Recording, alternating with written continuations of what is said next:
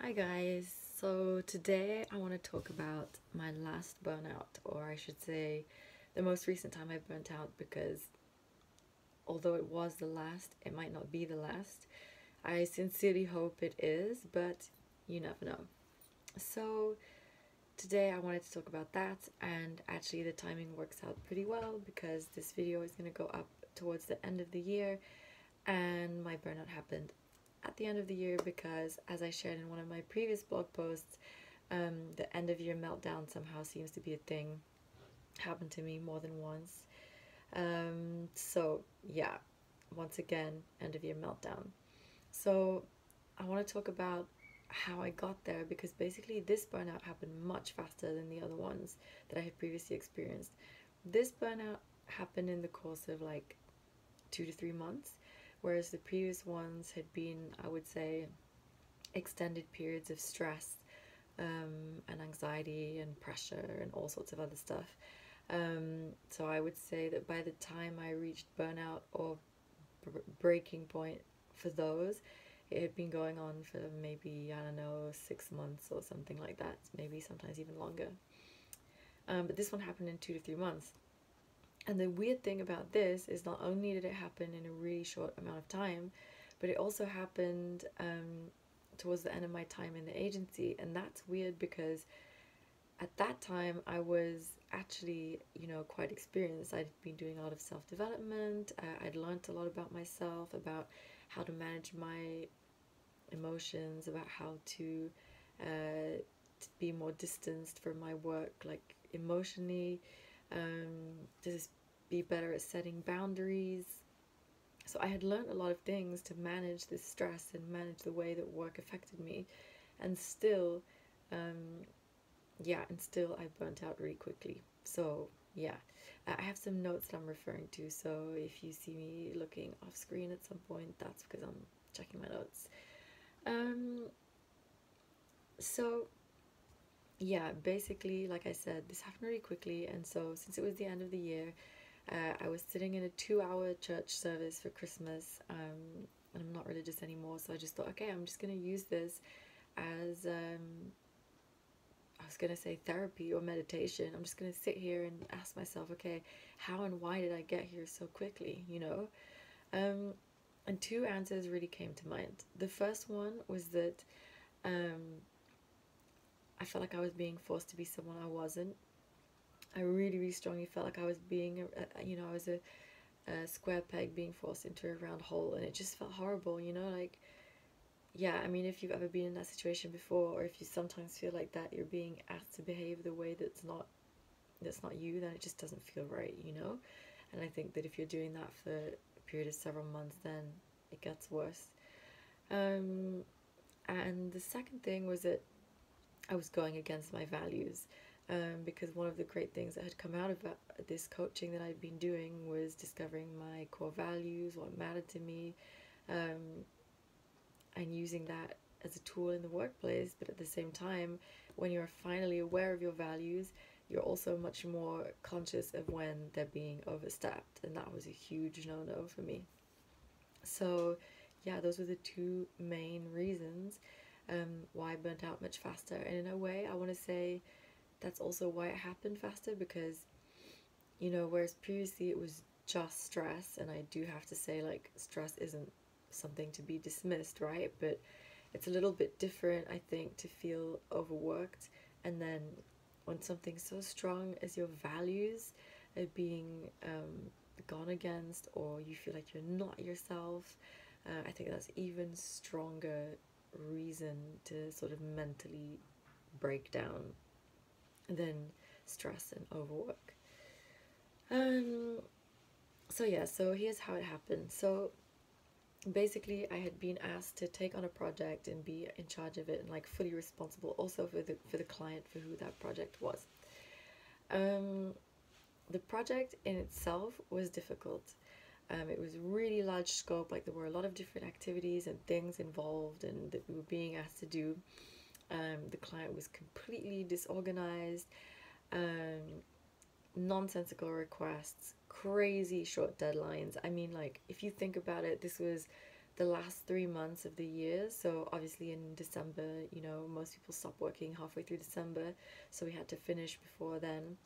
And in the end, they even requested us to work over Christmas, which I've never done.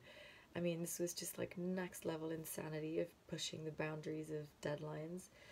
Um, yeah, like I said, the project was large and the client was also pretty rude to us and just, yeah, generally unpleasant, you know. So imagine just starting a project in those conditions. I mean, from the outside, anyone could tell you that that project was not getting off to a good start. Um, but on top of that, I took my responsibility really seriously. I mean, of course, I in general do, but this was even more important because this project had been handed to me as a sort of test. And I know that sounds crazy. Um, yeah, I mean, to this day, I don't really agree with how that happened, but let's say that that's just how it was.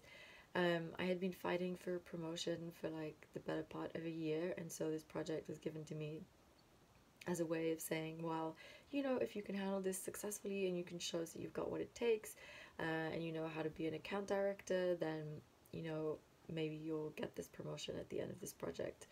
So, as ridiculous as that sounds, I still, you know, to me, it still really mattered to get this right, and I really wanted to put in the effort, um, and show that I had what it takes, you know. So, yeah, on the project with me, there were three other colleagues. There was my manager, who was senior to me. There was a person from senior management who was only supposed to be like a little bit remotely involved, basically. And then there was the person that I was managing. So that makes four people in total, really struggling with the math here. But let's say three. Um, So I was doing my best to manage the deadlines, to please the client, but also I felt that I had a responsibility to protect myself and my team. And for me, this is really important as a manager or basically as someone in charge of a project. Like, my responsibility is also to protect those that are working with me, to um, protect them from the madness, to you know, make sure that they're not getting overworked, that they're not getting shit from the client or whoever else it is, you know. Um, but of course, yeah, at the same time, I wanted to do my job right. I knew I was, you know, had a lot on the line. And as always, we have to keep the client happy. So, yeah, um, I knew it was crazy. I knew the deadlines were crazy, and I knew that the requests were nonsensical. So I was doing my best to push back and manage that as best as possible. But instead, my manager just kept on like overriding me, basically. So whenever I kind of tried to bring up something that didn't make sense or was too big of a request, this person would just, I don't know, either dismiss that out of hand or just tell me that, you know, this is how it is and we just have to get on with it and blah. So that in itself was already a really stressful interaction because I felt like I wasn't being heard. I felt like I was voicing very legitimate concerns, and over the years, I feel like I've really learned to, um, you know, not come with problems but solutions, and just really try to focus on um, also giving reasons why I think things aren't working, so I'm not just complaining out of the blue. And yeah, I mean, still I was not being heard. So it was a classic agency case, I should say. Those of you who've worked in agency might recognize this. You might be rolling your eyes at it. I really, really hope that this practice is not going to last forever. But yeah, it was a classic case of keep the client happy no matter what. Like, doesn't matter what it takes. Um, and why? Well, of course, because they were paying us a lot of money for that. And of course, money rules everything, right? I mean, at least my experience of the agency was definitely that. Money came first. It didn't matter who they were, what they were doing, how mean they were, how stupid the project was, how ethical they were. I mean, whatever, you know, if they're paying you $1 million, it's a made up sum, by the way. But if they're going to pay you $1 million, then you better take that money. So, yeah, as you can imagine, the project and the situation itself was already like high pressure, high stress environment. The situation was already taking its toll on me and on the rest of the team. And on top of that, there were other things that were really starting to weigh on my mind and to really bother me. The first was that I was starting to feel really torn between my principles and my responsibility. So my principles being, like I said, to protect my team and to not just jump whenever the client asked us to jump through a hoop, but to really question, okay, should we jump through this hoop? Like, does it make sense to go through this hoop, or is there perhaps another hoop we should jump through, you know? But like, yeah, questioning it. And the fact that the two other people on the team that were senior to me were just constantly shutting me down and just, you know, ignoring my protests. And on top of that, I was being made to feel bad about it, you know? I was being made to feel like I was complaining, or that I was being difficult, or that, you know, I wasn't solution focused. Like, all these things, like, just as I think about it, I just feel like not only was I not being heard, but I was, yeah, being made to feel guilty for what I was saying. The client's rude behavior, like bad behavior, was also really testing my patience. Personally, I believe that you don't have to like everybody that you work with. I get it, like, you know, we don't have to be BFFs. However, I really do believe that you have to treat each other with respect, and that is a huge, huge thing for me. Like, yeah, you know, we can be respectful to each other. We're adults. Even if I don't like you, I can just respect who you are. And if I feel that I'm being disrespected, like, it just really freaks me out. I really cannot, like, I really struggle to deal with that, and to just let people be disrespectful. For me, it's not okay. Like, I really feel the need to speak up and establish that boundary, but I wasn't being allowed to do that, so that was also a massive problem. And another thing was that I wanted to make sure that our finances were doing well. Of course, this is the responsibility as the person in charge of a client and in charge of an account. So that was really important to me, that we were profitable, you know, basically. And that meant doing things like invoicing on time and requesting extra budget and really tracking our time and just having like open conversations about budget. But once again, I kept getting shut down by my two other colleagues who were senior to me. They're like, yeah, doesn't matter. Yeah, we'll figure this out later.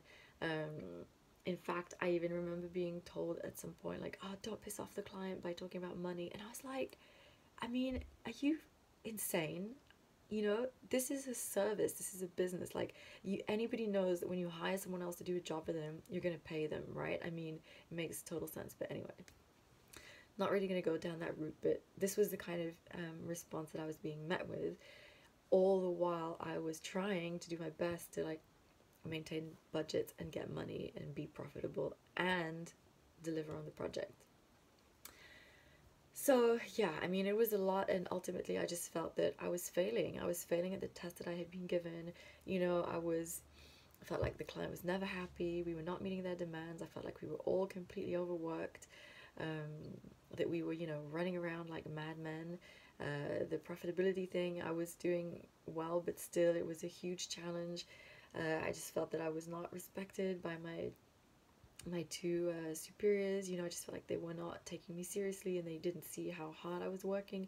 So yeah, I felt like I was failing on this project that I knew was gonna set me up to succeed, or to fail at this promotion. And that was really stressful and upsetting, because, you know, even though I disagree with what they did, like giving me a test, I still really wanted the promotion. And I was like, if I can nail this, I'm gonna get it. So just imagine the frustration. So yeah, at this point, because the project was also a test, like I said, of my ability to be an account director and manage clients and projects on my own, without, you know, without like supervision, not supervision, but like without having to resort to someone above me to make decisions. I took my courage and I decided to go up to my two senior colleagues and sort of give them my honest opinion about the project and what I thought we should do. And basically, after thinking it through a lot, I personally felt that we should drop this client. I felt that financially it was not bringing us anything, due to the fact that we were working many, many hours, like way over time, due to the fact that actually they hadn't even signed the proper documentation. So in that regard, I mean, you know, we were kind of screwed. And also they would question anything every time we sent an invoice, so it was like an uphill battle when it came to money. And so to me, it didn't really seem to make sense to continue working with such a client that on top of that was, you know, making unreasonable requests and all the other stuff that we had mentioned. I just thought, you know, if we're in this for the money, at this point it's not even profitable. So yeah, I had really weighed my decision carefully, you know, like I did not want, again, I didn't want to go in there and for this to seem like I was just complaining and wanting to throw this client away because I didn't like it, you know. I was like, I really thought this through. This is my informed decision as the account director. This is what I would do. And again, I was just shut down. Like I was dismissed. I mean, if I think about it, if I go back and try to remember the meeting, I feel like my argument wasn't even listened to. If I'm going to be completely honest, I was just immediately shut down. That wasn't an option, even though I had presented why. So yeah, I mean, yeah, all of those things put together just hugely problematic. You know, essentially, I was set up to fail on a test, which shouldn't even have been a test because after all the years that I'd spent in the agency, should have gone without saying through my work that I'd done previously that I was deserving of this promotion. And then even as I was trying to step up to the game and act as I had been asked to, I was still being dismissed and I wasn't being taken seriously, and therefore I was just constantly being seen as in my previous or like current role and not able to grow into the next one. And in fact, on that subject, I remember having conversations several times that were saying that you know, people are promoted based on potential, not just on what they've achieved. And I said, you know, I really feel like you're asking me to check all the boxes here, and you know, I think that if I've checked like 4 out of 5, then that should be good enough to be promoted. And yet still I felt like I was being asked to yeah, reach higher and higher and higher and check more and more boxes. So that in itself was also really upsetting. And then yeah, when I talk about my principles as well, when it comes to respect, as I was saying before, working with respect to one another, when I brought this up again about the client being disrespectful to one of my superiors, that person just didn't care. They were like, yeah, it just doesn't matter, it is what it is, like this is business, I don't care. And I just thought to myself, like, I just can't do this. Like, this person that I had mentioned this to was really pretty high up in the agency, was quite an important person with a lot of experience. I mean, like, both inside and out of the agency, this person was respected by their peers, and by many, basically. And yet they were telling me that they didn't care that some nobody had completely disrespected them. And I was just like, I can't believe it. You know, like, for me, this is so not okay. Um, so, yeah, I mean,